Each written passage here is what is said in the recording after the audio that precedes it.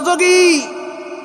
1 রাকাত নামাজ পড়লো, 2 রাকাত পড়লো, পরের 2 রাকাত ছেড়ে দিয়ে চলে গেল। এই সমস্ত নামাজের নামাজগুলো আল্লাহ পাক কিয়ামতের দিন ধরে মুখের মধ্যে ছুড়িয়ে মারবো, নেই বেটা তোর নামাজ। কথা বোঝেন নাই?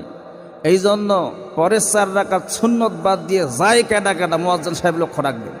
এই যে পরে নামাজ হওয়ার পরে 4 রাকাত সুন্নত যে পরে আছে, এই সুন্নত 4 রাকাত বাদ দিয়ে কে কে যায় একটু লক্ষ্য রাখবেন ভাইরা আমার। তাহলে শুক্রবারের নামাজ ব্যতীত নামাজ নাই, কি কথা ঠিক না ভুল? শুক্রবারের নামাজ যেমন ফরজ, 5 ওয়াক্ত নামাজ উম্মতি মুহাম্মাদি আল্লাহর বান্দার জন্য ফরজ, কিন্তু এমন মুসল্লি পাওয়া যায় শুধু শুক্রবারের নামাজ পড়ে, বাকি নামাজের খবর নাই। এরপরে এমনও নামাজি আছে রমজান মাস আসলে নামাজ পড়ে, মাথার মধ্যে টুপি রাখে, পাঞ্জাবি গায়ে দেয়, মনে হয় আল্লাহর বড় ওলি হয়ে গেছে। যখন রমজান শেষ হয়ে যায় ওই মুসল্লিরা আর মসজিদে খুঁজে পাওয়া যায় না, কি কথা ঠিক না ভাই? এরপরে এমনও মুসল্লি আছে 2 ঈদের নামাজ ব্যতীত কোনো নামাজ পড়ে না, শুধু 2 ঈদের নামাজ। এগুলোর নাম রাখছে শুক্র আলী, ঈদুমিয়া, রমজান আলী। এই ঈদ 2টা ঈদের নামাজ ব্যতীত কোনো নামাজ পড়ে।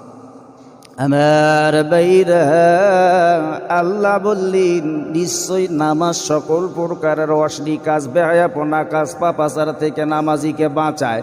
এখন প্রশ্ন হলো যে হুজুর আমরা পাপও করি, নামাজ পড়ি, তাহলে আমাদের নামাজ কেন আমাদের পাপ কাজ থেকে ফিরাই না?